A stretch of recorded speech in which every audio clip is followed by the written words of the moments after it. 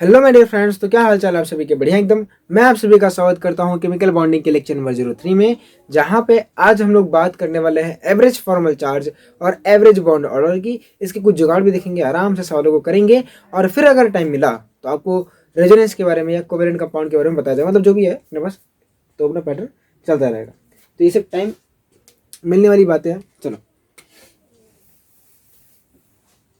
और हाँ, पिछले लेक्चर में एक चीज़ मैंने गलत कर दी थी। ClO3 की जगह पे ClO3 माइनस होना चाहिए था। मैंने वीडियो देखा था तो मुझे बाद में पता चला कि यहाँ पे माइनस नहीं लिखा है, तो माफ़ करिएगा। तो ClO3 माइनस, सबको पता है यार, वो रेडिकल बनाएगा। देख लेना, अब क्या कर सकते, गलती हो गई है। तो चलिए हम लोग बात करते हैं एवरेज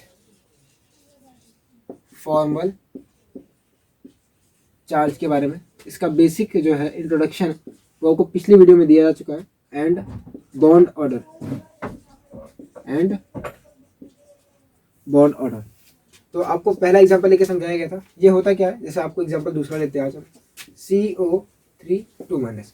तो सबसे पहले आप इसका स्ट्रक्चर बनाने का जुगाड़ क्या था कि आप लिखो C, ठीक है, फिर कितने ऑक्सीजन है, 1 2 और ये 3। कितना नेगेटिव चार्ज है, 1। O माइनस एक बॉन्ड बनाता है, बाकी सारे O ऐसे बनाएंगे डबल बॉन्ड, ठीक है। बाकी सारे O कितने बनाएंगे, डबल बॉन्ड। अच्छा सॉरी सॉरी सॉरी, गलती हो गया, 2 माइनस है, तभी तो मैंने बोला कि ये के 2 माइनस हो गए, ठीक है। अब यहाँ पे हम बात करते हैं कि average formal charge on oxygen कितना है। तो कितना चार्ज है, -2 है। कितनी जगह है, 3 जगह घूम रहा है। अगला है एवरेज बॉन्ड ऑर्डर। अब ये बताओ कितने बॉन्ड है, 1 2 3 4, ठीक है, 4 बॉन्ड है। अच्छा कहाँ कहाँ लग सकता था ये डबल बॉन्ड, कहाँ कहाँ लग सकता था, यहाँ भी लग सकता था, यहाँ भी लग सकता था। तो उसकी कितनी जगह है, प्लेसेस है, 3 है। कितने हैं, 3 है। तो एवरेज बॉन्ड ऑर्डर आपका हो जाएगा 3। कितना हो जाएगा, 3। समझ आता है, समझ आया। चलो एक और करते हैं, एक और देखो जुगाड़ बताएंगे, पहले कॉन्सेप्ट समझ लो। अगला अपने पास PO43 माइनस, क्या है, PO43 माइनस। अब इसका क्या करोगे, वही जुगाड़ है। P लिखे, कितने ऑक्सीजन है, 1 2 3 और ये 4। कितने माइनस है, 3। तो 1 माइनस 2 माइनस 3 माइनस। और कहाँ पे डबल बॉन्ड है भैया, जहाँ पे आपने चार्ज नहीं दिया वहाँ पे डबल बॉन्ड आ जाएगा। चलो अब तो average formal charge on oxygen कितना है। तो कितने चार्ज है, 3 है। कितने हैं, 3। और कहाँ कहाँ लग सकता था, 1 जगह 2 जगह 3 जगह 4 जगह लग सकता था। तो 3/4 हो गया एवरेज फॉर्मल चार्ज। और एवरेज बॉन्ड ऑर्डर, कितने बॉन्ड है, 1 2 3 4 5, और कितने जगह लग सकते हैं, 3 जगह। तो 5/3 हो गया। तो ध्यान सुनना, एवरेज फॉर्मल चार्ज की भी कहाँ कहाँ पे चार्ज था। बॉन्ड ऑर्डर क्या होता है, बॉन्ड ऑर्डर हमें बताता है नंबर ऑफ बॉन्ड्स।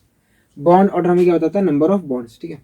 तो ये क्या बताता है, ये हमें बताता है नंबर ऑफ बॉन्ड्स के बारे में। कि अगर बॉन्ड ऑर्डर 1 है तो बोलेंगे भैया देखो 1 बॉन्ड बन रहा है, 2 है तो 2 बॉन्ड, 3 है तो 3 बॉन्ड, और 5/3 तो 5/3 बॉन्ड्स बनता है, ठीक है। अरे ठीक है ना। चलो ये आपको शायद कॉन्सेप्ट समझ में आ गया है। फिर हम इसके बाद बात करेंगे जुगाड़ के ऊपर कि अपना जुगाड़ क्या कहता है। फिर जो भी सवाल आपको कराया गया, 3 तो 2 ही तो कराया गया, तीसरा मतलब 1 तो पहले कराया गया है। चलो तो अपनी कॉपी में बढ़िया बढ़िया ब्लैक पेन से जुगाड़ हेडिंग डाल दो, ठीक है, रंगीन पे से डाल दो जुगाड़। हम लोग करने वाले जुगाड़ है ना, हमारा जुगाड़ है। जुगाड़ ये है फॉर्मल चार्ज का। सबसे पहले जुगाड़ देखो, ऐसा है कि जुगाड़ फॉर फॉर्मल चार्ज, और ये ऑक्सीजन वाले पे ही है। फॉर्मल चार्ज ऑन ऑक्सीजन जो है वो होता है, पहले आप देखो टोटल चार्ज कितना, टोटल चार्ज है उस पर, ठीक है। टोटल चार्ज कितना है अपॉन में नंबर ऑफ ऑक्सीजन, क्या है, नंबर ऑफ ऑक्सीजन, ठीक है। अच्छा दूसरा आपके पास है एवरेज बॉन्ड ऑर्डर के बारे में। एवरेज बॉन्ड ऑर्डर, इसका भी जुगाड़ अपने पास, सुनना ध्यान से सुनना। टोटल बॉन्ड्स आप क्या करते थे, टोटल बॉन्ड्स काउंट करते थे, अपन क्या करते थे, नंबर ऑफ ऑक्सीजन, है ना, कितने ऑक्सीजन है वही मुझे बांटते थे नंबर ऑफ ऑक्सीजन पे, समझे। अब ये आपको समझ में आएगा कि मुझे टोटल नंबर ऑफ बॉन्ड्स कैसे काउंट करना है। तो जो टोटल बॉन्ड्स होते हैं ना वो आपको होंगे 2 इंटू नंबर ऑफ ऑक्सीजन, है ना, 2 इंटू ये नंबर ऑफ ऑक्सीजन है, ऐसे लिखो 2 into number of oxygen minus, ऐसे लिखो, प्लस माइनस चार्ज अपॉन में वही है नंबर ऑफ ऑक्सीजन। बिना स्ट्रक्चर बनाए करोगे आप, जुगाड़ अपने पास एकदम, आप देखो भोपाल बनाओगे। 2 मिनट रुको, बस सवाल दे रहे हैं, 2 मिनट रुको, पहले वो सवाल कर ले जो भी तक आपको कॉन्सेप्ट से सिखा रहे थे, आराम से देखो। पहला क्या था आपके पास, SO4 2 माइनस, अब लिखो average formal charge, average formal charge कितना होगा, देखो कितना चार्ज है, देखो भैया 2 ठो है, कितने ऑक्सीजन है 4, खत्म, कुछ स्ट्रक्चर की जरूरत नहीं है। एवरेज बॉन्ड ऑर्डर, देखो यहाँ पे थोड़ा सा आपको दिमाग लगाना पड़ेगा, 4 ऑक्सीजन कितने हैं, 4 है, 2 नहीं 8, और 8 में से 2 घटा दो तो बचेगा 6, कितने होंगे 6, टोटल बॉन्ड्स हो गए 6, और कितने ऑक्सीजन है 4, समझे। चलो दूसरा कराते हैं अभी, आज कर रहे थे CO3 2 माइनस, कितना कराया था, CO3 2 माइनस कराया था।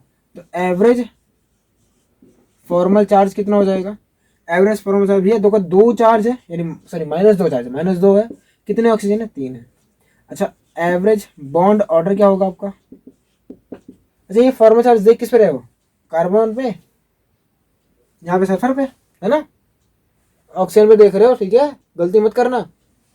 एवरेज फॉर्मल चार्ज है ना सल्फर -2/4, अब बावला हो जाएगा, इसके ऊपर 0 चार्ज है, इसके ऊपर तो चार्ज ही नहीं है।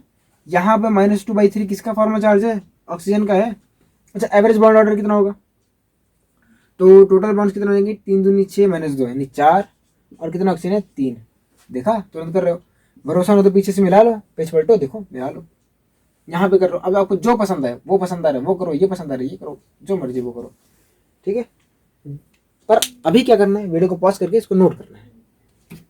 तो आपके सामने ये 4 क्वेश्चन है, आपको बिना स्ट्रक्चर बनाए इनका बताना है average formal charge on oxygen और एवरेज बॉन्ड ऑर्डर, कैसे, जुगाड़ का यूज करके। तो जल्दी बताइए, ClO3 माइनस का एवरेज फॉर्मल चार्ज, ऑक्सीजन पे ही पूछ रहा हूँ ऑब्वियसली, बेशक मैं ऑक्सीजन पे जानने के लिए इच्छुक हूँ। तो क्या था फॉर्मूला याद करिए, -1 ये आपका टोटल चार्ज है अपॉन नंबर ऑफ ऑक्सीजन, तो -1/3 हो जाएगा। यहाँ पे एवरेज बॉन्ड ऑर्डर क्या होगा, टोटल बॉन्ड, तो टोटल बॉन्ड क्या था 3 2 6 -1 यानी 5 अपॉन में हो जाएगा 3, ClO3 माइनस हो गया।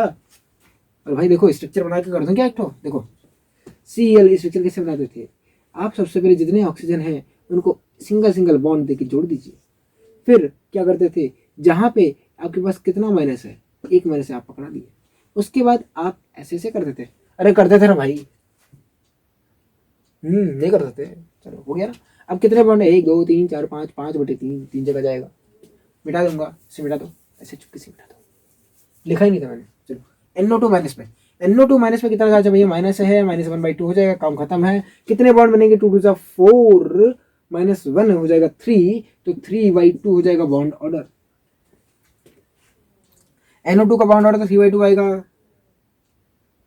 ClO4, तो ClO4 पे -1/4 होगा, और 4 2 8 1 7/4 हो जाएगा, 7/4। PO4 3 -3/4, और 4 2 8 मतलब 5/3, खत्म। देखो खत्म हो गया, थोड़ा बहुत दिमाग लगाने पड़ेगा, ऐसा नहीं है कि गुड़ा भाग करने में दिमाग नहीं लगता है, ठीक है। तो फिर स्ट्रक्चर बनाने में आपका हाथ थोड़ा कम चलेगा, बाकी तो यहाँ पे आप कर लिए, देखो बाकी स्ट्रक्चर बना के आप कर सकते हो, ठीक है, आपका मन करता है आप स्ट्रक्चर बना के करो, हम रोक नहीं रहे आपको, समझे, ओके, ऑब्वियसली बात है, मना नहीं कर रहा आपको, स्ट्रक्चर वाला सीखो। चलो हो गया, अब हम लोग बात करने वाले हैं कोवेलेंट बॉन्ड की, किसकी, कोवेलेंट बॉन्ड की। ऑब्वियसली बात है, शुरू हो रहा है खत्म नहीं होगा, पहले बता रहे हैं, ये चलता जाएगा जब तक आयनिक बॉन्ड नहीं आता तब तक। कोवेलेंट बॉन्ड कब तक चलेगा, जब तक आयनिक नहीं आता तब तक, ठीक है। तो हम लोग पढ़ेंगे, और अब पढ़ेंगे कोवेलेंट बॉन्ड। क्या पढ़ेंगे, कोवेलेंट बॉन्ड। देखो बहुत पढ़ लिए फॉर्मल चार्ज वगैरह, ठीक है, बहुत पढ़ लिए, अब उसको डाटा बाय कर दो, उसके पीछे ना पड़े रहो, ठीक है। और यार ये वायर कहाँ फंस गया, चलो। तो कोवेलेंट बॉन्ड क्या होता है, आपने पढ़ा है क्लास 10th में, कि जब एक इलेक्ट्रॉन, कैसे आज बोल रहा हूँ यार मैं, जब एक इलेक्ट्रॉन क्या करता है, दूसरे इलेक्ट्रॉन के साथ शेयरिंग करता है इलेक्ट्रॉन का, और इक्वल शेयरिंग होती है, एक तू दे एक तू दे, दो तू दे दो तुम दो, मतलब तू मतलब नहीं, दो तुम दो दो मैं दूं, ठीक है, और तीन तुम दो तीन मैं दूं, तो बॉन्ड बनता है जो, तो उसे बोलते हैं कोवेलेंट बॉन्ड। क्या बोलते हैं? Covalent bond. चलो, तो ये बॉन्ड कैसे बनता है? Formed by equal sharing of electrons, है ना। ये कब बनता है? जब इलेक्ट्रॉन्स की इक्वल शेयरिंग होती है। समझे? समझे? देखो देखो, आपने पढ़ा है, अभी अभी पढ़ के आते हैं पिछले में यार, मैं नहीं बता रहा अब इसमें। चलो, अच्छा ये बताओ, कोवेलेंट बॉन्ड कितने टाइप का होता था? Types of covalent bond. चलो वो सब बकवास नहीं करते, टाइप्स ऑफ कोवेलेंट बॉन्ड कितने टाइप का होता है? एक होता है सिंगल, एक होता है डबल, एक होता है ट्रिपल। इसे बोलते हैं सिंगल बॉन्ड, इसे बोलते हैं double bond. Carbon and its compound में आप पढ़े हुए थे, एल्कीन वाला है, ये एल्काइन वाला है, इसे बोलते हैं ट्रिपल बॉन्ड। देखो, पहला बॉन्ड जो सिंगल बॉन्ड है वो हम पहली बार बनता है, फिर दूसरी बॉन्ड बनता है। देखो, सिंगल बॉन्ड हमेशा आया है, और सिंगल बॉन्ड को हम बोलते हैं सिग्मा बॉन्ड। क्या बोलते हैं? Sigma bond. अगर कहीं पे भी पहला बॉन्ड बन रहा है उसे बोलते हैं सिग्मा बॉन्ड। बाकी फिर से सिग्मा बॉन्ड बन रहा है, सिग्मा बॉन्ड के बाद अगर दूसरा जो बनता है ना उसे बोलते हैं पाई बॉन्ड। क्या बोलते हैं? Pi bond. ये अब जो है यहाँ पे एक सिग्मा और एक पाई है, थर्ड में ना एक तो सिग्मा बन गया है, और सिग्मा सिर्फ एक ठो बनता है, बाकी दो पाई बॉन्ड है यहाँ पे। कितने हैं? 2 पाई बॉन्ड्स हैं। समझे? यानी ये एक सिग्मा है, ये सिग्मा है, ये पाई है, ये सिग्मा है, और बाकी दोनों कितने हैं? क्या क्या है आपके? पाई है। ये अभी आगे जानकारी यूज होगी। मतलब अगर मैं आपसे बोल दूं कि ट्रिपल बॉन्ड है, तो आपको समझ आना चाहिए कि भैया वो क्या है, तीन कोवेलेंट बॉन्ड बना रहा है, यानी उसमें एक सिग्मा बॉन्ड और दो पाई बॉन्ड है। समझ जाओगे? समझ जाओगे ना? चलो, तो देखो, ये नोट कर लिए, ये तब क्वेश्चन। चलो, तो कोवेलेंट बॉन्ड बन रहा है। कोवेलेंट बॉन्ड में क्यों बनता है? क्योंकि इलेक्ट्रॉन आपस में शेयर करते हैं। क्यों करते हैं? ताकि एनर्जी वो कम करें, और वो पोटेंशियल एनर्जी की उनकी जब कम हो जाएगी तो वो स्टेबल हो जाएंगे। चलो, बहुत बढ़िया। अब यहीं पे एक बात आती है, वैलेंसी या कोवैलेंसी वर्ड आता है। वैलेंसी आपने पढ़ा था। तो कोवैलेंसी क्या होता है? जितने बॉन्ड कोई भी एटम उस मॉलिक्यूल में बनाता है वही उसकी कोवैलेंसी हो जाती है। तो नंबर ऑफ बॉन्ड्स या टोटल नंबर ऑफ बॉन्ड्स, लिखो total number of bonds formed by, total number of bonds formed by. देखो, टोटल नंबर ऑफ बॉन्ड्स यहाँ पे आप इसको लिख सकते हो सिग्मा एंड पाई, है ना, सिग्मा प्लस पाई। भैया देखो, सिग्मा भी जोड़ लो, पाई जोड़ दो। देखो, ये उनके लिए है जो 11वीं पढ़ चुके हैं, एक बार दोबारा पढ़ रहे हैं, यानी ड्रॉपर। और ये उनके लिए है जो 11वीं पढ़ रहे हैं, ठीक है। तो सिग्मा एंड पाई, और ये इनके लिए है, उनके लिए भी है जो 11वीं पढ़ रहे हैं एक बार, और 11वीं में ही है दोबारा पढ़ रहे हैं। तो sigma and pi bonds, total number of bonds sigma and pi bond formed by an atom in a molecule. For example, आपके पास था CO2, तो CO2 कितने बॉन्ड बनाता था? CO2 में कार्बन बनाता था 4 बॉन्ड, तो 4 बॉन्ड बनाता है, तो इसकी कोवैलेंसी कितनी हो जाएगी? 4। कितनी हो जाएगी? कोवैलेंसी जो हो जाएगी वो हो जाएगी 4 इसकी। ऑक्सीजन, इन दोनों ऑक्सीजन का देखा जाए, ठीक है, तो ये कितने बॉन्ड बना रहे हैं? 2 बॉन्ड्स, 2 बॉन्ड बना रहे हैं, तो इनकी जो कोवैलेंसी होगी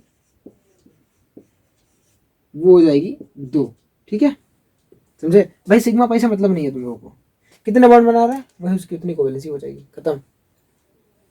कुछ और छूट तो नहीं रहा है? हाँ, इसमें एक नोट पॉइंट आप लिख लीजिएगा नोट में, कि मैक्सिमम, इसके बारे में अपन चर्चा करेंगे, लेकिन रुक जाओ। मैक्सिमम कोवैलेंसी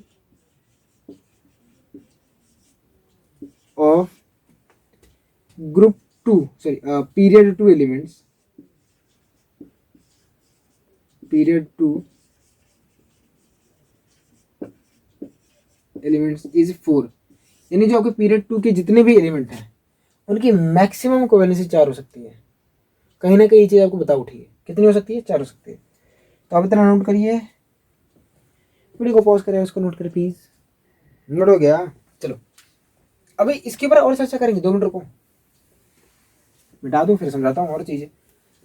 अब क्या है, अब ये है कि इसकी कोवेलेंसी आपने समझ ली कि जितने बॉन्ड बनाएगा वही उसकी क्या हो जाती है? कोवेलेंसी हो जाती है। और दूसरा आपको नोट पॉइंट बताया गया, जो पीरियड 2 के एलिमेंट्स हैं उनकी मैक्सिमम कोवेलेंसी 4 हो सकती है। क्यों? देखो समझोगे अभी। अब अभी आप खुद बोलोगे क्यों। देखो कोई भी एलिमेंट जो है, चलो एक एग्जांपल से समझते हैं, एग्जांपल से, चलो एग्जांपल से। फॉर एग्जांपल आपके पास है कार्बन, है ना। कोई भी एलिमेंट कितनी कितनी वैलेंसी शो कर सकता है या कोवैलेंसी शो कर सकता है, वो इस बात पर डिपेंड करेगा जो मैं अभी आपको बताने वाला हूँ। जैसे कार्बन है, कार्बन का आप इलेक्ट्रॉनिक कन्फिग्रेशन करो तो क्या हो जाएगा? 1s2 2s2 और 2p2 हो गया। अब देखो वैलेंस इलेक्ट्रॉन तो यही है, तो आप इनको डब्बा बनाओ, ये हो गया ना। आपने पीरियोडिक सॉरी एटॉमिक स्ट्रक्चर में पढ़ा ही होगा।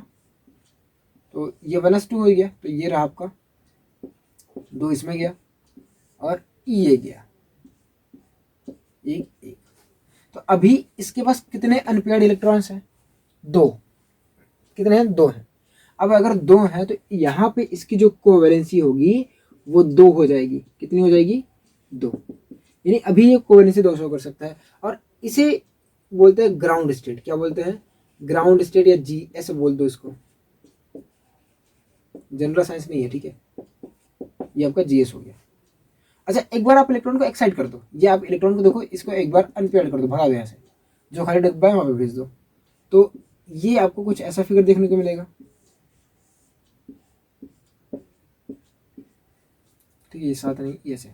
और इसे बोलते हैं एक्साइटेड स्टेट। क्या बोलते हैं? Excited state. तो अब यहाँ पे इसकी कोवेलेंसी कितनी हो जाएगी? 4। तो ध्यान से देख रहे हो आप कि कोवेलेंसी कैसे कैसे डिपेंड कर रही है। ये आपका ग्रुप 2 का एलिमेंट है, ये अभी अपनी मैक्सिमम कोवेलेंसी सिर्फ 4 ही शो कर सकता है। ठीक है, चलिए एक और एग्जांपल समझाता हूँ। ऑक्सीजन ले लो आप, ऑक्सीजन। ठीक है, ऑक्सीजन जो है अगर आप इसकी बात करोगे तो 1s2 हो जाएगा, फिर 2s2, फिर 2p6 हो गया। अब जब आप इसको देखो तो भैया इनका करोगे और यहाँ पे यही रहेगा, ये हो गया, और ये आपको p हो गया 1 2 हो गया, 2 3 4 5 और 6। अब ये सिर्फ और सिर्फ कितनी कोवेलेंसी शो कर सकता है? 2। ऑक्सीजन कभी 3 शो ही नहीं कर सकता, ठीक है, या 1 नहीं शो कर सकता। कितने शो करेगा? 2। अब आप बोलोगे सर जी आपने तो बोला था कि O+ होता है तो 3 बनना है। भैया O+ है ना, O+ तो ये बन जाता, कहाँ गया? नाइट्रोजन बन जाता, मतलब ये थोड़ी ना बनता है। तो अभी देखो ये इस स्टेट में सिर्फ 2 ही तो अनपेयर्ड इलेक्ट्रॉन है। अब 2 अनपेयर्ड इलेक्ट्रॉन है, देखो यहाँ पे कितने अनपेयर्ड इलेक्ट्रॉन है? 2 अनपेयर्ड इलेक्ट्रॉन। तो जितने अनपेयर्ड इलेक्ट्रॉन है उतनी तो पेयरिंग करेगा, उतने के साथ पेयर करेगा, उतने के साथ शेयरिंग करेगा। अब जब 2 अनपेयर्ड इलेक्ट्रॉन है तो कोवेलेंसी कितनी हो जाएगी? 2। और यहाँ पे कितने हैं? 4 अनपेयर्ड इलेक्ट्रॉन्स। जितने अनपेयर्ड इलेक्ट्रॉन्स उतनी इसकी कोवेलेंसी। 4 अनपेयर्ड इलेक्ट्रॉन्स, तो कितनी कोवेलेंसी हो जाएगी? 4। अब यहाँ पे कितना अनपेयर्ड इलेक्ट्रॉन्स है? 2 अनपेयर्ड इलेक्ट्रॉन्स है।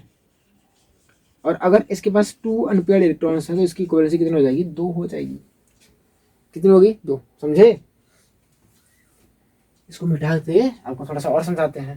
देखो अब मान लो अभी ये अगर आप सोचो कि इसको एक्साइट कैसे नहीं कर पाएंगे, देखो भैया एक्साइट क्यों नहीं कर पाओगे? क्योंकि 2D नाम की कोई चीज़ होती नहीं है।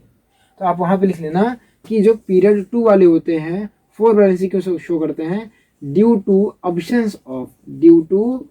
Absence of D orbitals. यानी आपके जो ग्रुप 2 वाले हैं उनके पास डी ऑर्बिटल्स की एब्सेंस रहती है, और यही रीज़न है कि उनकी जो कोवेलेंसी होती है वो मैक्सिमम 4 हो सकती है। चलो एक आपको पीरियड 3 का लेके दिखाता हूँ क्या हो सकता है। ऑक्सीजन फैमिली का लेते हैं। चलो एक एक एक एक माफ करना, एक ठो नाइट्रोजन लेके आपको थोड़ा सा और समझाने की कोशिश करते हैं। अगर आपको समझ में आ गया तो भी दूंगा, नहीं समझ में आया तो फिर आपके लिए तो वरदान है ही। तो नाइट्रोजन लेते हैं।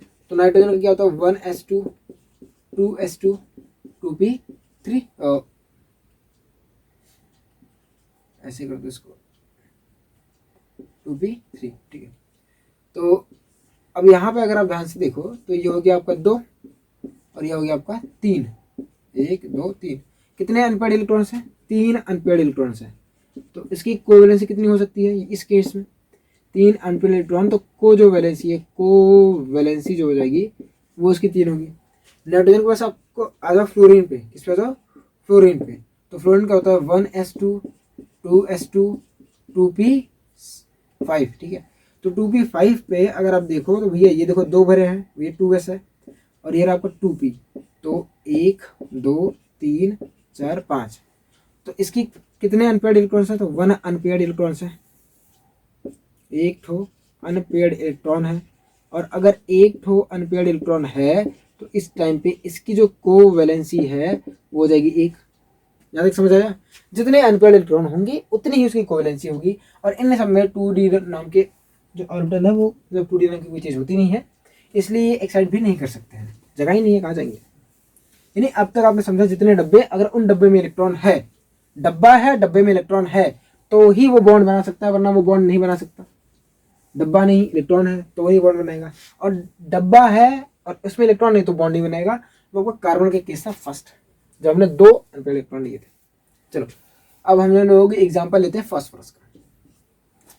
चलो फास्फोरस जो है ये आपका हो जाता है नियॉन 3s2 3p3 और यहाँ पे आपका 3d0 खाली हो जाता है। चलो अब इसका आप कर लीजिए एक बार इलेक्ट्रॉनिक कन्फिग्रेशन। क्या कर लीजिए? Electronic configuration.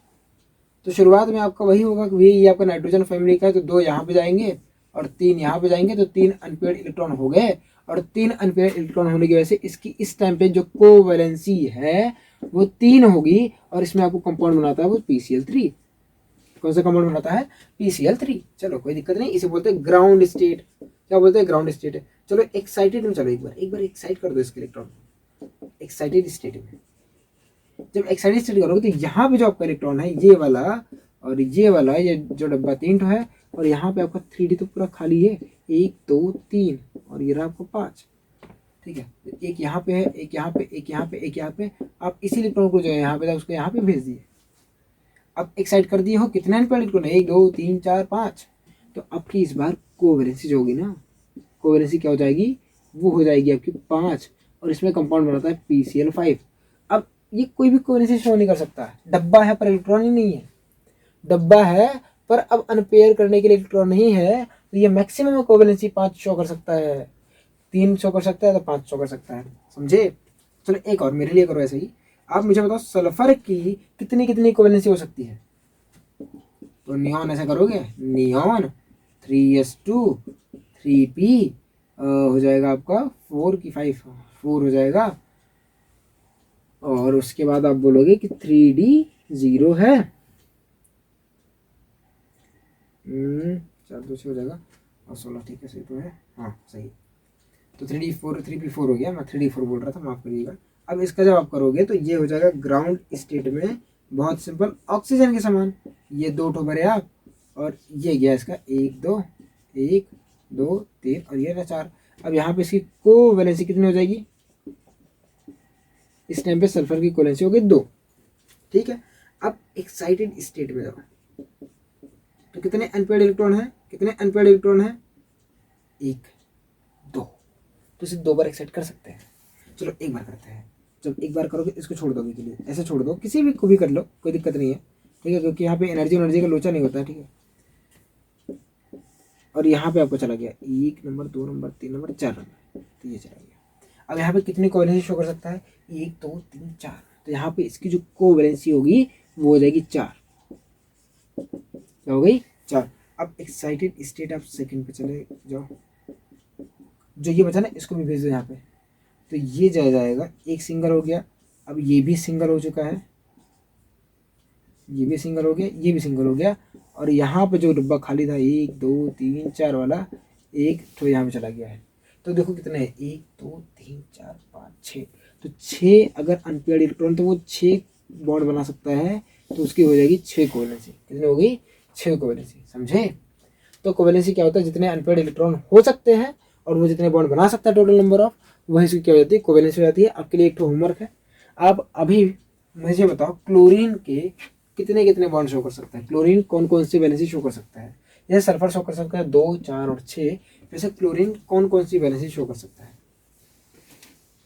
जल्दी से बता दो, मुझको तो बता दो। तो क्लोरीन की वैलेंसी कितनी कितनी हो सकती है, क्लोरीन की वैलेंसी तो जिन्होंने किया होगा 1, 3, 5 और 7 आया होगा, ठीक है। अब हम लोग बात करने वाले हैं को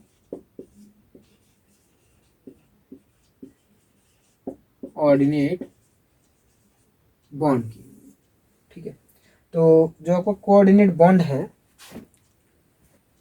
वो एक टाइप का आपका कोवेलेंट बॉन्ड ही है, लेकिन ये बनता है अनइक्वल शेयरिंग ऑफ इलेक्ट्रॉन से।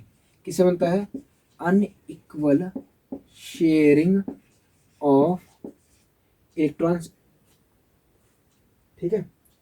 ये क्या बनता है, अनइक्वल शेयरिंग ऑफ इलेक्ट्रॉन से। अच्छा, इसके पहले मैं आपको एक कॉन्सेप्ट बताता हूँ। देखो लोन आपने पढ़ा था ना क्लास 10th में, एसिड और बेस, वो आपने आरएनएस में पढ़ा था। कैसे करते थे, आपको कोई कंपाउंड दिया जाए, आपसे पूछा जाए कि ये एसिडिक है कि बेसिक, आप उसको जाते थे भागते भागते, आप उसको पानी में घोलते थे, घोलने के बाद उसको चेक करते थे लीटर से बुला के कि ये रेड हो रहा है कि ब्लू हो रहा है। अगर ब्लू होता था तो उससे बोलते थे बेसिक, और अगर वो रेड हो रहा है तो उसके क्या बोलते थे, ये एसिडिक है, मतलब ब्लू से रेड हो रहा है तो, ठीक है, ये पढ़े थे। अगर मान लो कोई घुले ही ना तो कैसे बताओगे। तो यहाँ पे हम लोग बात करने वाले हैं कि एसिडिक मीडियम या एसिड और बेस को कैसे हमने और डिफाइन किया है। इसको पढ़ने से पहले यहाँ पे पॉज करो तो कहीं कॉपी में लिख लेना कि लुईस एसिड बेस कॉन्सेप्ट है ना। लुईस एसिड क्या है, हमने एसिड को डिफाइन किया है on the basis of electron. तो अगर जो इलेक्ट्रॉन के एक्सेप्ट करे, इलेक्ट्रॉन एक्सेप्टर को हम लोग बोलते हैं लुईस एसिड, और वो होता है लुईस बेस, है ना, लुईस बेस। ये होते हैं इलेक्ट्रॉन डोनर, यानी जो भी इलेक्ट्रॉन दे दे, देखिए कई कॉपी में लिख लेना, वो इलेक्ट्रॉन सॉरी लुईस बेस हो जाएगा, और जो इलेक्ट्रॉन ले वो हो जाएगा एसिड। और कौन सा एसिड, लुईस एसिड। अब फॉर एग्जांपल मान लो आपके पास एक तो कंपाउंड है ए, एक कंपाउंड है बी, और पहले क्या था कि आपने ए और बी के बीच खाली डब्बा था, दोनों आपस में मिलकर बॉन्ड बना लिए। ये कौन सा बॉन्ड हो गया था आपका, कोवेलेंट बॉन्ड हो गया था, ठीक है। अभी दूसरे में मान लो कि अपने पास एक है एक्स और एक है वाई, तो यहाँ पे इस डब्बे में 2 इलेक्ट्रॉन है, अब यहाँ पे एक इलेक्ट्रॉन नहीं है। अब एक्स और वाई चाहते कि मैं बॉन्ड बना लूँ, ये चाहते कि मैं बॉन्ड बना लूँ, पर वाई के पास इलेक्ट्रॉन शेयरिंग नहीं होगी, तो बोलेगा अच्छा ठीक है बॉन्ड बनाना है। और बॉन्ड बनाना मजबूरी क्यों है, क्योंकि बॉन्ड बनाने से स्टेबिलिटी आती है। अगर कहीं भी रियल लाइफ से देखो ना यार, बॉन्ड बनाते हो तो स्टेबिलिटी आती है, तो इसलिए एक्स और वाई बॉन्ड बनाए, और यहाँ पे जो बॉन्ड बना इसे बोलते हैं कोऑर्डिनेट बॉन्ड। ये कौन सा बॉन्ड है, कोऑर्डिनेट बॉन्ड। और देखो अगर अभी ध्यान से सुनो, क्या एक्स और वाई के बीच में इसके पहले कोई बॉन्ड था, नहीं था, तो हमेशा पहला बॉन्ड कौन सा बॉन्ड होता है, सिग्मा बॉन्ड होता है, इसलिए बोलते हैं सिग्मा कोऑर्डिनेट। क्या बोलते हैं, सिग्मा कोऑर्डिनेट बॉन्ड, समझे, सिग्मा कोऑर्डिनेट बॉन्ड। अच्छा इसी में एक चीज और समझ लो, मान लो एक्स ले ली, तो अपने पास मान लो पी क्यू, ठीक है, तो अपने पास मान लो पी है, जैसे मान लो अपने पास डी है और ई है, ठीक है, डी और ई पहले से जुड़े हुए हैं, डी और ई पहले से जुड़े हुए हैं, लेकिन अभी भी डी के पास आपके पास लोन पेयर है या 2 इलेक्ट्रॉन है, और ई के पास खाली डब्बा है, तो यहाँ पे अभी भी इलेक्ट्रॉन बन सकता, सॉरी बॉन्ड बन सकता है, और इस बॉन्ड को बोलते हैं पाई कोऑर्डिनेट, है ना। क्या बोलते हैं, पाई कोऑर्डिनेट। क्या बोलते हैं, पाई कोऑर्डिनेट। इसे हम लोग बैक बॉन्ड बोलते हैं। क्या बोलते हैं, बैक बॉन्ड। समझे कि नहीं समझे, ये क्या है आपका बैक बॉन्ड भी होता है। इसके बारे में अपन एक लेक्चर आराम से लेंगे, लेकिन थोड़ा लेट लेंगे, मतलब समझ लो कि चैप्टर खत्म होने वाला होगा तो हम लोग ये लेक्चर ले रहे होंगे, ठीक है, समझ आया। तब तक हमने क्या पढ़ा कि देखो भैया ऐसा है कि पाई कोऑर्डिनेट क्या होता है आपका, ठीक है, इसे बैक बॉन्ड में बोलते हैं। आपका ये सिग्मा कोऑर्डिनेट क्या होता है, जब शुरुआत में कोई बॉन्ड ना बना हो और ये अपना एक इलेक्ट्रॉन दे दे, देखो ये दोनों इलेक्ट्रॉन नहीं दे रहा है, दोनों के दोनों इलेक्ट्रॉन नहीं दे रहा है। अब इसको लिखते कैसे, देखो सिंबल क्या है, इसको लिखने का सिंबल ये है कि एक्स ने अपने दोनों इलेक्ट्रॉन क्या दिए हैं, वाई को दे दिए हैं। यहाँ पे कैसे लिखोगे, देखो ये डी है, ये आपका डी है, एक तो सिग्मा, एक बॉन्ड पहले से था सिग्मा बॉन्ड वाला, ये डी ने इलेक्ट्रॉन दिए हैं एक, ये आपका हो गया। इसे डेटिव बॉन्ड बोलते हैं। कौन सा बॉन्ड बोलते हैं, डेटिव बॉन्ड, है ना। कोऑर्डिनेट बॉन्ड का नाम होता है डेटिव बॉन्ड, ठीक है, डेटिव बॉन्ड। समझे, यहाँ तक समझ आ गया पक्का। तो वीडियो को पॉज करके इसको फटाक से नोट करो, जल्दी नोट करो इसको। नोट हो गया, देखो मिटाया नहीं है, कुछ चीजें बतानी है इसमें, ठीक है, ध्यान से सुनो। अभी आपने पढ़ा था लुईस एसिड और लुईस बेस। लुईस एसिड मतलब इलेक्ट्रॉन एक्सेप्टर और इलेक्ट्रॉन डोनर, ठीक है, ये लोन पेयर के बेस पे समझ लो। ये इनमें से बताओ लुईस एसिड और लुईस बेस कौन है? तो कि ये एक्सेप्ट कर रहा है, ये क्या कर रहा है, एक्सेप्ट कर रहा है, यानी ये आपका हो गया लुईस एसिड, क्या हो गया, लुईस एसिड। और ये आपको क्या कर रहा है, डोनेट कर रहा है, यानी ये आपको हो गया लुईस बेस। याद कैसे करेंगे, एक्सेप्टर ए से शुरू होता है और एसिड ए से शुरू होता है, तो एक्सेप्टर जो है एसिड होगा और जो बाकी डोनर है वो आपका बेस होगा। एक्सेप्टर एसिड होगा, डोनर बेस होगा, acceptor acid donor base, acceptor acid donor base. याद हो गया, चलो ठीक है। अब इसमें एक चीज़ मुझे बतानी है नोट में, ठीक है, ये आपका एसिड हो गया, बेस हो गया, ठीक है, ये एसिड बेस रिएक्शन भी हो जाएगी आगे चल के। अभी आप बोलोगे एग्जाम्पल कराओ, तो वो भी करा देंगे, परेशान बिल्कुल मत होइएगा। आप एक चीज़ नोट कर लीजिएगा नोट में कि पाई कोऑर्डिनेट बॉन्ड है ना, पाई कोऑर्डिनेट बॉन्ड को, है ना, कोवैलेंसी में काउंट नहीं करते हैं ना, does not count in covalency, है ना। Pi coordinate bond is not counted in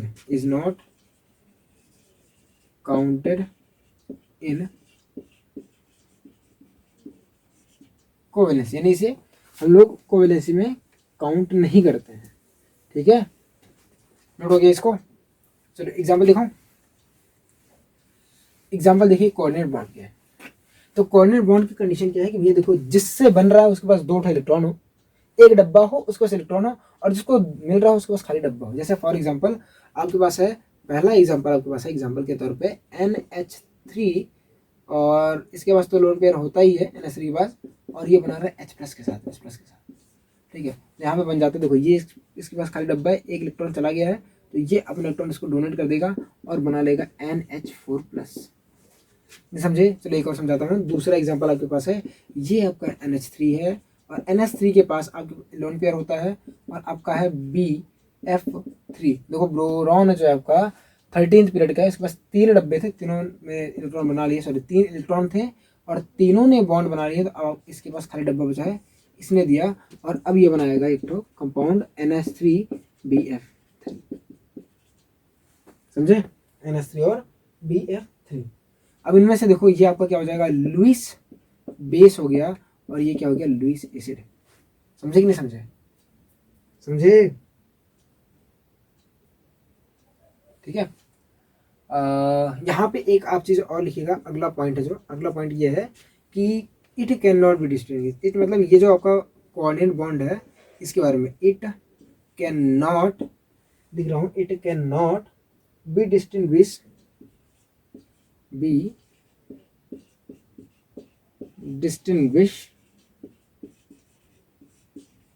from covalent bond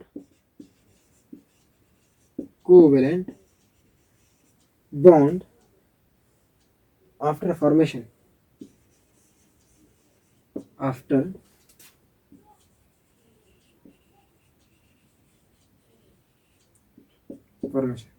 कहने का क्या मतलब है कि अगर एक बार बॉन्ड बन गया तो आप कोवेलेंट बॉन्ड और कोऑर्डिनेट बॉन्ड में अंतर नहीं बता सकते, कौन सा कोवेलेंट और कौन सा कोऑर्डिनेट है। फॉर एग्जांपल ये आप बोल रहे हो ना, इसमें आप बोल रहे हो कि एक कोऑर्डिनेट बॉन्ड है, मैं आपको स्ट्रक्चर ऐसे बना दे लो, ये आपका N प्लस हो गया, ये H बना दिया, चलो N प्लस है आपका, ये H हो गया, ये H हो गया, ये H हो गया, और ये H हो गया। अब लोग इनमें से कौन सा कोऑर्डिनेट है और कौन सा आपका कोवेलेंट है, तो बता नहीं पाओगे ना। तो आपको अगर पता ना रहे तो आप बता नहीं पाओगे, तो वही ये लाइन बता रही है। तो वो इसका स्ट्रक्चर कैसे बनता है, ध्यान सुनो, ये जो स्ट्रक्चर ये कैसे बना है, ध्यान से सुनो, दिखा दे रहा हूँ, 2 मिनट को।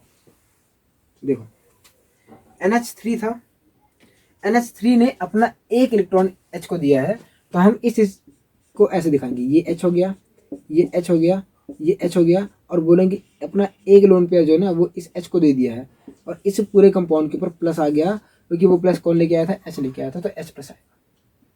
कि देखो इस पूरे के ऊपर कितना चार्ज इधर प्लस है, तो इसके ऊपर भी प्लस आएगा, तो प्लस कहाँ रखोगे, यहाँ पे रखोगे। अब इसी को ना ऐसे लिख सकते हो, ऐसे लिख सकते हो, और करके आप ऐसे लिख सकते हो कि देखो ऐसा है कि ये N हो गया, और ये इलेक्ट्रॉन दे रहा है। ध्यान सुनो, एक नोट पॉइंट और लिखो, एक नोट पॉइंट लिख लो, एक नोट। वो ये है कि मान लो आपने दिखाया कि A और B के बीच में कोवेलेंट बॉन्ड है, आपने बोला पिछले में कि A और B के बीच में कोवेलेंट बॉन्ड है, वैसे दिखा सकते हैं इसको, आप एक तरीके से और दिखा सकते हो ऐसे, A और B। लेकिन इस बार आप ना ए के ऊपर एक प्लस और बी के ऊपर एक माइनस दिखाना, क्योंकि ए ने 2 इलेक्ट्रॉन भले दिए हैं, ए ने बी को 2 इलेक्ट्रॉन भले दिए हैं, पर एक तो इसके पास ही है, लॉस तो सिर्फ एक का हो रहा है, इसलिए ए के ऊपर प्लस आ रहा है। इसने 2 इलेक्ट्रॉन भले लिए पर एक तो ए के पास है, एक बी के पास चला गया, इसलिए इसके ऊपर माइनस आ गया है, -1 पूरा है। तो आप इसको ऐसे लिखो चाहे ऐसे लिखो, ध्यान समझे, ये इसने दिया भले ही 2 इलेक्ट्रॉन है, पर इसे नुकसान एक का हुआ है। इस ए ने कितने इलेक्ट्रॉन दिए हैं बी को? 2, पर नुकसान कितने का हुआ है? एक का हुआ है, इसलिए इसके ऊपर +1 आता है और इसके ऊपर -1 आता है। ध्यान से देखो, आप इसी स्ट्रक्चर को ऐसे लिख सकते हो कि देखो ये ले रहा है इसलिए माइनस हो जाएगा, और ये दे रहा है इसलिए प्लस हो जाएगा, और ये H और ये H और ये H। और आप मुझे खुद ये बताओ कि इसके ऊपर पहले से तो प्लस था कि नहीं था? भाई ये वाला प्लस यहीं बता रहा था, ये आपका है जो प्लस है, ये इसी के साथ तो था, ये बता रहा था। तो ध्यान से देखो, ये कैंसिल आउट हो गए। आप देखोगे आपको चार्ज ही नहीं पता चलेगा, आपको लगेगा सिर्फ यही चार्ज है यहाँ पे प्रेजेंट। समझे कि नहीं समझे? और समझाऊं? समझ आ गया? ठीक है, आप इसको नोट करो फर्क से। एक और समझाना चाहो तो समझा लो, क्या दिक्कत है? एक और समझाने को बहुत समझा देते हैं, हो गया? चलो एक और समझा लो, 2 मिनट रुक के समझाता हूँ, मिटा लो फिर समझाओ। देखो, आपको अगर कोऑर्डिनेट बॉन्ड बनाना है तो मैंने पहले बताया कि आपके पास 2 कंडीशन होनी चाहिए। जिसको दे रहा है उसके पास खाली डब्बा हो, है ना, मतलब कहीं तभी तो इलेक्ट्रॉन लेगा, और दूसरी बात जो दे रहा है उसके पास लोन पेयर हो, वरना फिर बॉन्ड नहीं बनेगा। जैसे फॉर एग्जांपल आपके पास है BF3 और आपके पास है F- है ना, इसके पास खाली डब्बा है, इसके पास जो है ये ना अपने इलेक्ट्रॉन इसको दे दिया और आपका बनाया BF4-। तो ध्यान से देखो, इसको कैसे लिख सकते हो? इसको आप लिखते हो कि देखो भैया BF3 ऐसे था, आपका BF3 आपका ऐसे था, अब इसको F- ने अपना इलेक्ट्रॉन दे दिया है, तो आप इसे एक तरीके से ऐसे लिख सकते हो, और करके इसे ऐसे भी लिख सकते हो कि ये आपका B है, ये आपका F है, ये आपका F है, ये आपका F है। अब B ने इलेक्ट्रॉन लिया है, इसलिए इसके ऊपर क्या आ जाएगा? माइनस आ जाएगा, और F ने इलेक्ट्रॉन दिया तो इसके ऊपर माइनस था तो प्लस भी आ जाएगा, और ये तो 0 हो जाएंगे कैंसिल आउट होके। तो आप देखो नेट पे आपके ऊपर कंपाउंड में कौन सा चार्ज आ रहा है? माइनस आ रहा है, और वो B के ऊपर है ना कि F के ऊपर है, वो B के ऊपर है ना कि F के ऊपर है। समझे कि नहीं समझे? तो यहाँ पे आपका जो है कोवेलेंट बॉन्ड हमने और कोऑर्डिनेट बॉन्ड का आपको इंट्रोडक्शन दिया है, खत्म नहीं हुआ है, ठीक है। अभी इसके ऊपर कुछ क्वेश्चन बचे हैं तो इसको रिवाइज कर लीजिएगा, ठीक है। आज के लिए रखते हैं, पढ़ते रहिए, all the very best, bye.